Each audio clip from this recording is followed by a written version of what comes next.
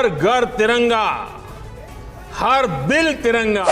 हर घर तिरंगा एक अनोखा कैंपेन जो देश की सरकार 77th इंडिपेंडेंस डे के मौके को ध्यान में रख के लॉन्च करती है और हमारे देश के प्रधानमंत्री नरेंद्र मोदी सारी जनता को अपील करते हैं सब अपने सोशल मीडिया का प्रोफाइल पिक पर 15 अगस्त को ट्राई कलर या राष्ट्रीय ध्वज के साथ एक फोटो डालें ताकि आप सब अपने देश के प्रति पेट्रियोटिज्म और यूनिटी को दर्शा सकें।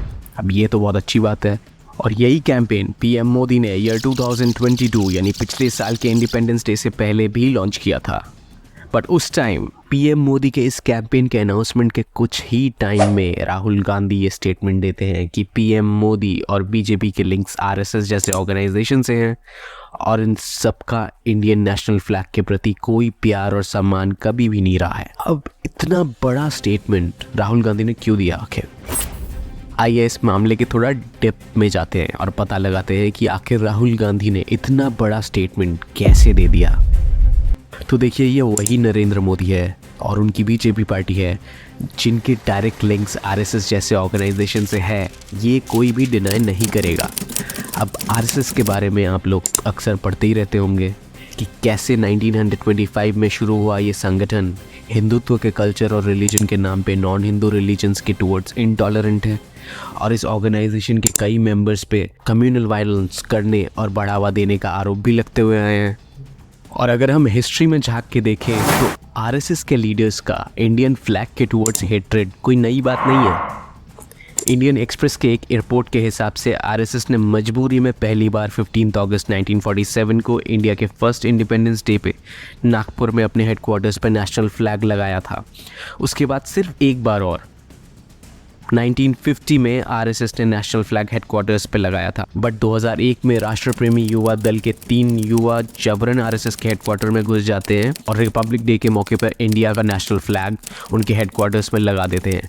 इसकी वजह से उन तीनों को बहुत कड़ी सज़ा मिलती है बाद में जाके। फिर 2001 तक ये ऑर्गेनाइजेशन स्ट्रिक्टली इंडिया के नेशनल फ्लैग के अगेंस्ट रही। बट आरएसएस को अपने देश के फ्लैग से इतनी नफरत आखिर क्यों थी? क्यों वो भारत देश में ही रह के देश के तिरंगा का सम्मान नहीं करते थे? तो इस बात का ताल्लुक सीधे एमएस गोलवालकर, जो कि आरएसएस चीफ थे 1940 से 1973 तक, उनके विचारधारा से जुड़ी थी। दरअसल उन्होंने अपने बुक बंच ऑफ थॉट्स में ये मेंशन किया था कि ट्राई कलर फ्लैग बनाने का मकसद सिर्फ फ्रेंच रेवोल्यूशन और अमेरिकन रेवोल्यूशन के आइडियाज़ को कॉपी करना था, क्योंकि हमारे फ्रीडम फाइटर्स और कांग्रेसी लीडर्स को वेस्टर्न आइडियाज़ बहुत फैंसी लगा करते थे।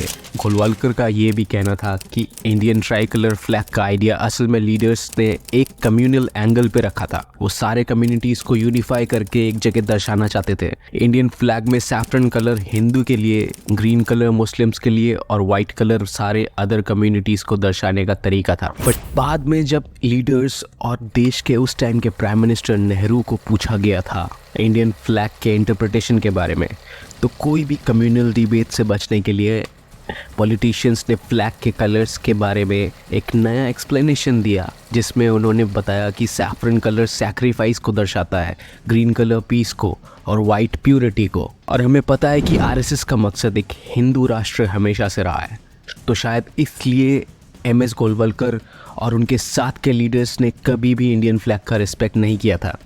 पर 2018 में करंट आरएसएस चीफ मोहन भगत ने यह कहा कि आरएसएस हमेशा से इंडियन फ्लैग की रिस्पेक्ट करती हुई आई है, आज़ादी के दिन से ही। बट आरएसएस के एक्स चीफ एमएस गोलवालकर के द्वारा दिए गए उनके थॉट्स उनके बुक में ये क्लियरली दर्शाते थे कि उनकी पार्टी को और उनको इंडियन फ्लैग से और सारे धर्मों को यूनिफाई करने के सोच से कितनी हेट्रेड थी।